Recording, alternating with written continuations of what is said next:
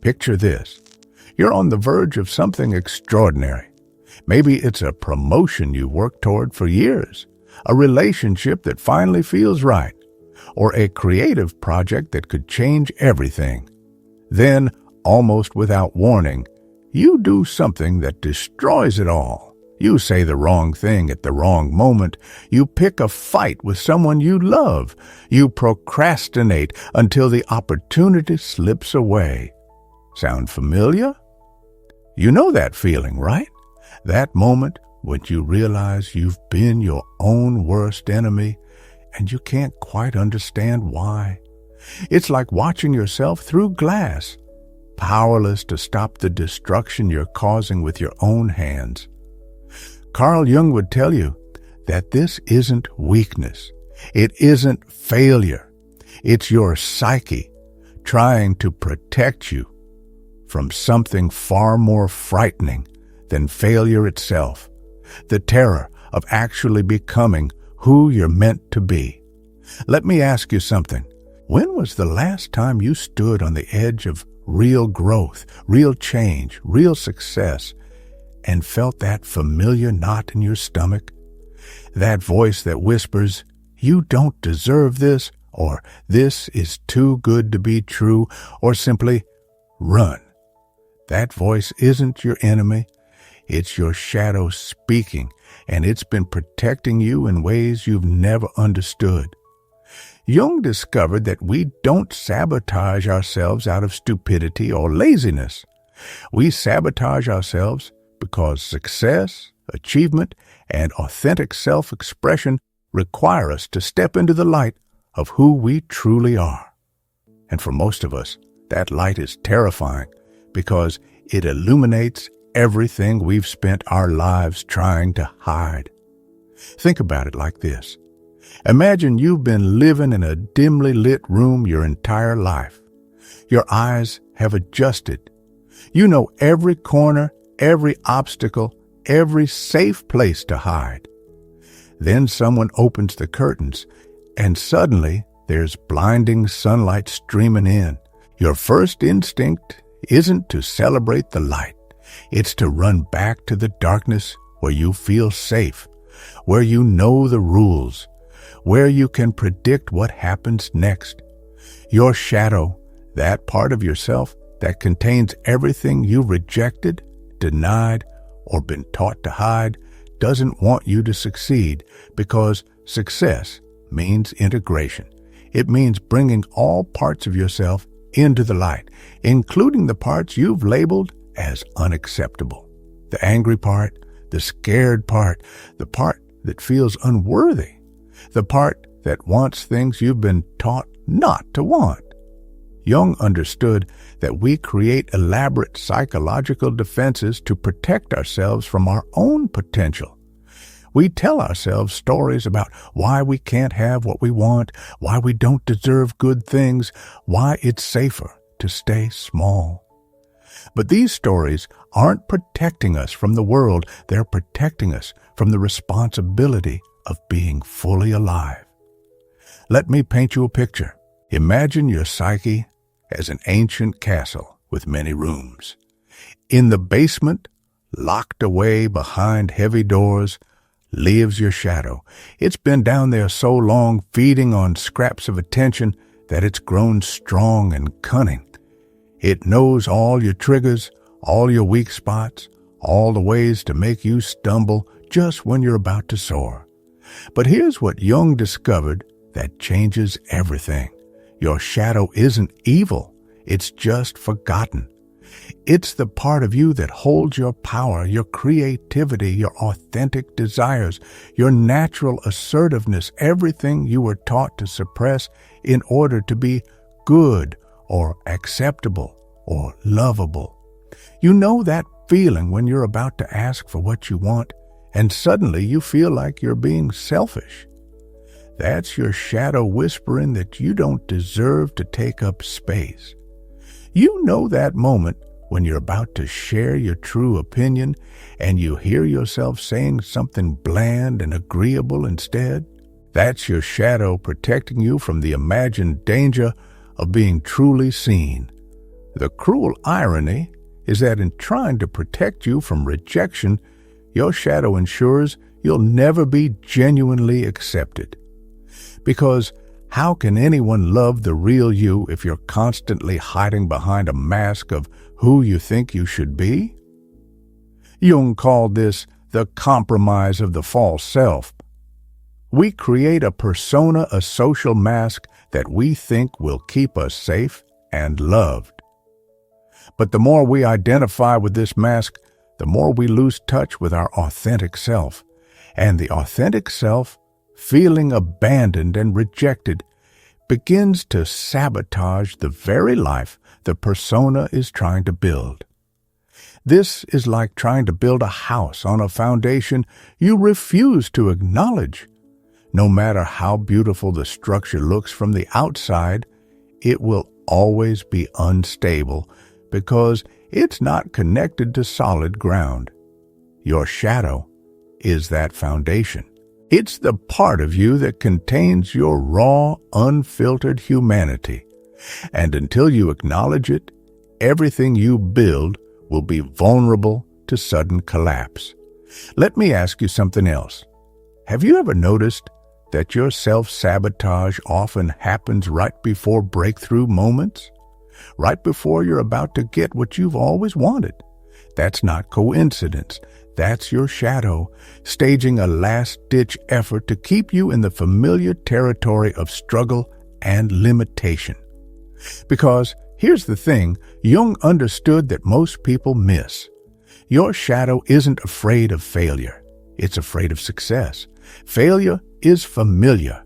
Failure confirms the stories you've been telling yourself about who you are and what you deserve. Success, on the other hand, would require you to completely rewrite your self-concept.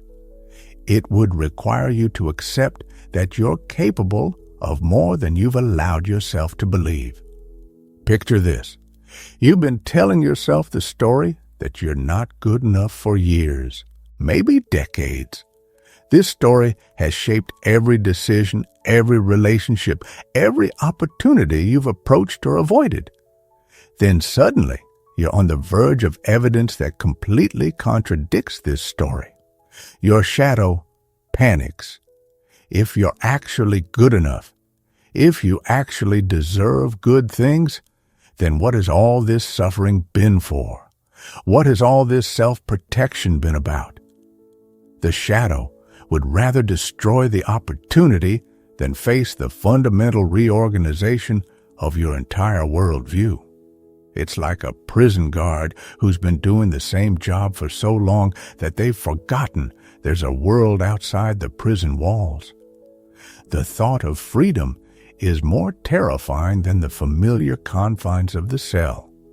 Jung discovered that we don't just sabotage our external success, we sabotage our internal peace. We pick fights with people we love not because we want to hurt them, but because conflict is familiar.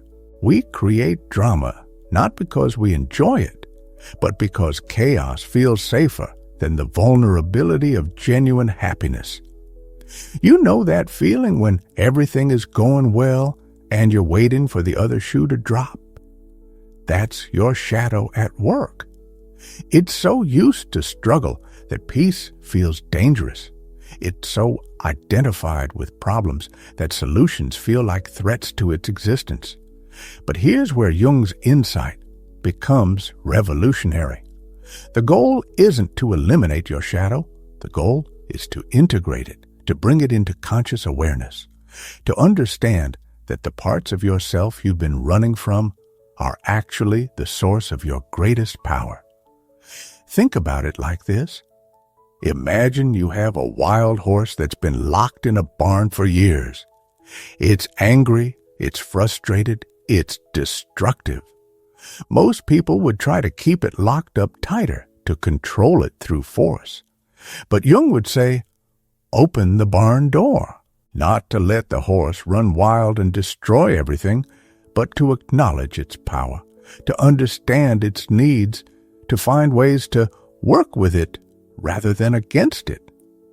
Your shadow contains your buried dreams, your unexpressed creativity, your authentic desires, your natural assertiveness.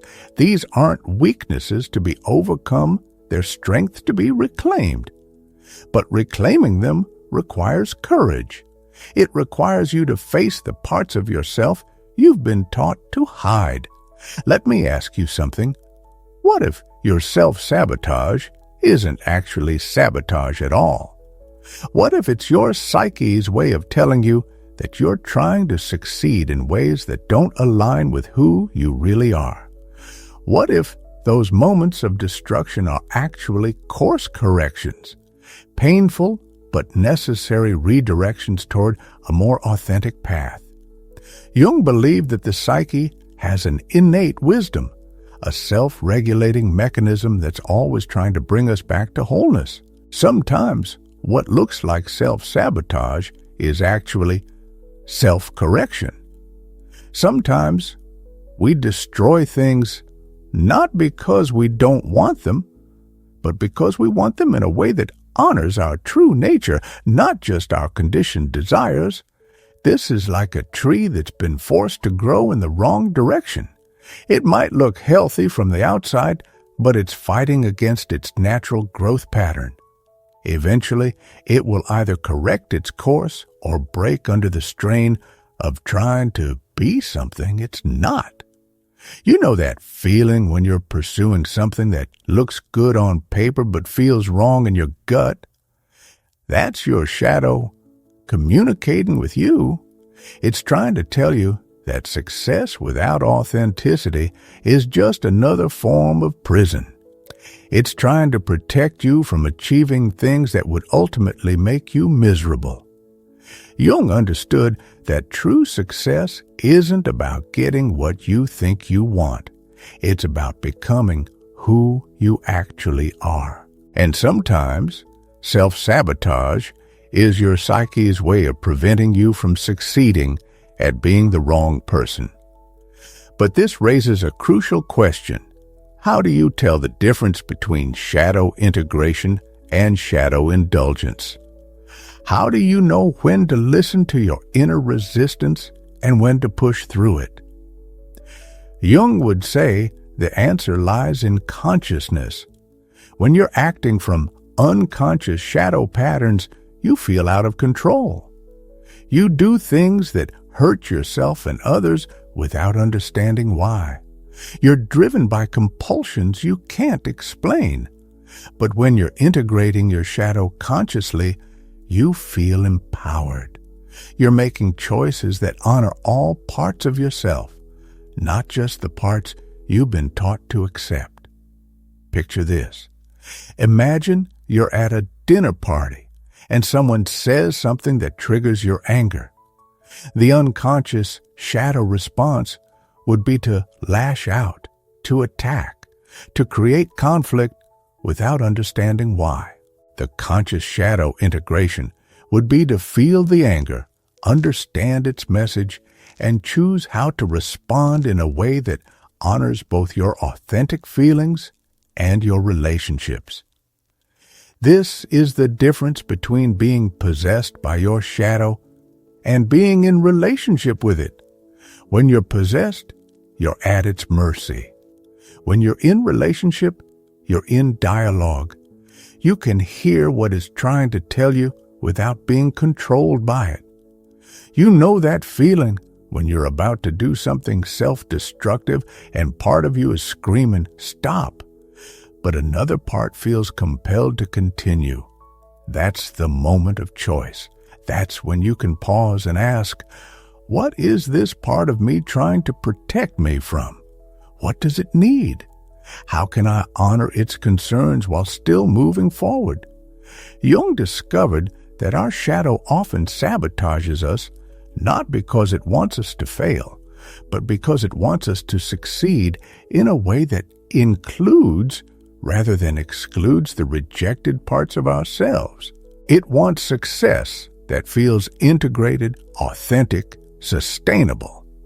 Let me paint you another picture.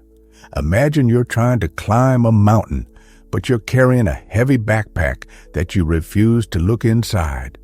Every time you get close to the summit, the weight of the backpack pulls you back down. You could try to climb faster, to push harder, to ignore the weight. Or you could stop and examine what's in the backpack. You might discover that half the weight is things you don't actually need: old fears, outdated beliefs, inherited shame. But you might also discover that some of the weight is essential equipment you've been trying to climb without your creativity, your intuition, your authentic voice. Your shadow is that backpack.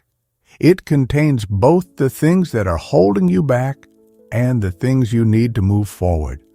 But you can't access either until you're willing to look inside. Jung understood that self-sabotage often happens when we're trying to succeed with only half of ourselves. We're trying to be successful while rejecting the parts of ourselves that success would require us to integrate. We want the promotion, but not the responsibility. We want the relationship, but not the vulnerability. We want the recognition, but not the visibility. The shadow says, if you're not willing to be whole, then you can't have wholeness. You know that feeling when you're pursuing something and it feels like you're swimming upstream, like you're fighting against some invisible current? That's often your shadow telling you that you're trying to succeed in ways that require you to betray essential parts of yourself. But here's the paradox Jung discovered. The more you try to control your shadow, the more it controls you. The more you try to perfect yourself by eliminating your negative traits, the more those traits express themselves in unconscious, destructive ways. This is like trying to hold a beach ball underwater. The more force you use, the more violently it will pop back up when you inevitably lose your grip. Your shadow is that beach ball. It will always find a way to express itself, and the more you suppress it, the more chaotic that expression becomes. Jung's solution was radical. Instead of trying to eliminate your shadow, befriend it. Instead of trying to control it, understand it. Instead of trying to perfect yourself, integrate yourself. Let me ask you something. What if the parts of yourself you've been trying to hide or eliminate are actually the keys to your greatest success?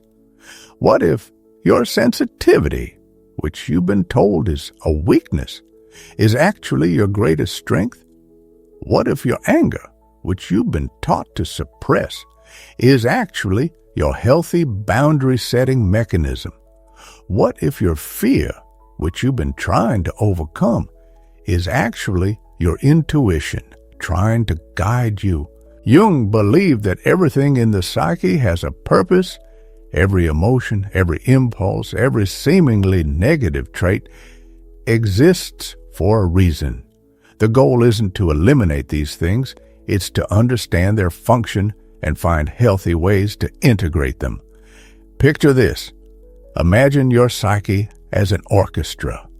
For years, you've been trying to create beautiful music by allowing only certain instruments to play. You've silenced the drums because they're too aggressive, the brass because they're too loud, the strings because they're too emotional. But music isn't created by eliminating instruments, it's created by learning how to conduct them in harmony. Your shadow contains all the instruments you've been trying to silence. Integration means learning to conduct your entire inner orchestra, not just the parts you've deemed acceptable. You know that feeling when you're trying to be perfect, and it feels exhausting? When you're constantly monitoring yourself, censoring yourself, trying to be the right kind of person? That's the sound of a muted orchestra. You're trying to create a full life with only half your instruments. Jung discovered that self-sabotage often happens when the silenced parts of ourselves demand to be heard. They can't express themselves in healthy ways, so they express themselves in destructive ways. They can't contribute to your success, so they undermine it. They can't be part of your story, so they disrupt it. But what if you could give these parts a voice? What if you could find ways to honor their needs while still moving toward your goals? What if instead of seeing your shadow as the enemy of your success, you could see it as the missing piece that would make your success feel complete? This is like trying to build a puzzle with half the pieces missing. You might be able to create something that looks like a complete picture from a distance, but up close, the gaps are obvious. The missing pieces aren't defects, they're essential parts of the whole. Your shadow contains those missing pieces. Jung understood that true success isn't about becoming someone you're not. It's about becoming more fully who you already are. And who you already are includes all the parts you've been trying to hide or eliminate. Let me paint you one more picture. Imagine you're a gardener who's been trying to grow only roses. You've been pulling up every other plant as a weed, trying to create a perfect rose garden. But you've been so focused on elimination that you've forgotten that roses need the support of other plants to thrive. They need the ground cover that protects their roots, the taller plants that provide shade, the flowers that attract the pollinators. Your shadow is that ecosystem. It contains all the parts of yourself that support your growth, even if they don't look like what you think success should look like. You know that feeling when you finally stop fighting yourself and start working with yourself? When you stop trying to be perfect and start trying to be whole. That's integration. That's when self-sabotage transforms into self-support. Jung discovered that when we integrate our shadow, we don't become perfect, we become complete. We don't eliminate our capacity for destruction. We transform it into creative power. We don't overcome our limitations. We learn to work with them in ways that actually enhance our strengths. This is the difference between success that feels forced and success that feels natural. When you're fighting against your shadow, success requires constant effort, constant vigilance, constant self-control. But when you're working with your shadow, success becomes an expression of your wholeness rather than a denial of your humanity. Let me ask you one final question. What if your self-sabotage has been trying to tell you something important? What if it's been your psyche's way of saying, this version of success isn't sustainable. This version of yourself isn't authentic. This path requires you to abandon too much of who you are. Jung believed that the psyche always moves toward wholeness, even when it looks like it's moving toward destruction. Sometimes we have to tear down the false structures we've built before we can build something authentic. Sometimes we have to lose the person we thought we were supposed to be before we can find the person we actually are. Your shadow isn't your enemy. It's your inner wisdom, speaking in the only language it knows how to speak. It's trying to protect you from a success that would require you to betray yourself. It's trying to guide you toward a success that includes all of who you are. This doesn't mean you should indulge every destructive impulse. It means you should listen to what those impulses are trying to tell you. It means you should look for the unmet need behind the destructive behavior. It means you should find ways to honor the wisdom of your shadow while still moving toward your goals. The path to authentic success isn't about overcoming your shadow. It's about integrating it. It's about bringing all parts of yourself into conscious relationship. It's about creating a life that has room for your full humanity, not just the parts you've been taught to accept. You know that feeling when you finally stop running from yourself and start running toward yourself? When you stop trying to be someone else's version of successful and start creating your own? That's integration. That's when self-sabotage transforms into self-actualization. Jung understood that we don't sabotage ourselves because we're broken. We sabotage ourselves because we're trying to succeed in ways that would break us. We're trying to achieve things that would require us to abandon essential parts of ourselves. Our shadow is trying to protect us from that abandonment. But when you learn to work with your shadow instead of against it, when you learn to include it in your vision of success instead of excluding it, something magical happens.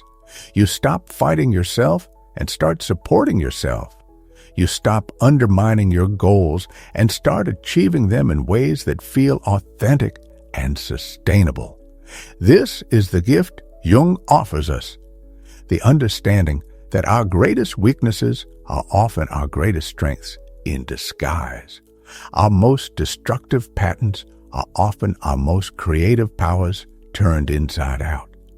Our deepest fears are often our most important truths trying to be heard. You've always been the one you've been waiting for. Now finally, you can see it. Not the perfect version of yourself that you thought you needed to become, but the whole version of yourself that you've always been. The version that includes your light and your shadow, your strengths and your struggles, your successes and your sabotages. Your shadow isn't the enemy of your success, it's the guardian of your authenticity. And when you learn to work with it rather than against it, you don't just achieve your goals, you achieve them in ways that honor the fullness of who you are. You stop sabotaging yourself and start supporting yourself. You stop running from your potential and start running toward it. The question isn't whether you'll stop sabotaging yourself. The question is whether you'll learn to listen to what your sabotage is trying to tell you. Whether you'll have the courage to integrate the parts of yourself you've been running from. Whether you'll choose wholeness over perfection, authenticity over acceptability, integration over elimination. Your shadow has been waiting for you to come home to yourself. It's been waiting for you to stop trying to be someone else and start being who you actually are. It's been waiting for you to realize that you don't need to overcome your humanity, you need to embrace it. This is the path Jung mapped for us. Not the elimination of our shadow, but the integration of it. Not the perfection of our character, but the completion of it. Not the achievement of success at the expense of our authenticity, but the achievement of success because of it. You are not broken. You are not flawed. You are not someone who needs to be fixed. You are someone who needs to be whole. And wholeness includes everything, the light and the shadow, the success and the sabotage, the person you've been and the person you're becoming. Your shadow is not your enemy. It's your teacher. It's your guide. It's your partner in the dance of becoming who you truly are. And when you learn to dance with it rather than fight it, you don't just stop sabotaging yourself. You start celebrating yourself. The integration of your shadow is not the end of your struggles. It's the beginning of your authentic power. It's the moment when you stop trying to succeed despite who you are and start succeeding because of who you are. It's the moment when self-sabotage transforms into self-actualization and you finally come home to the fullness of your own being.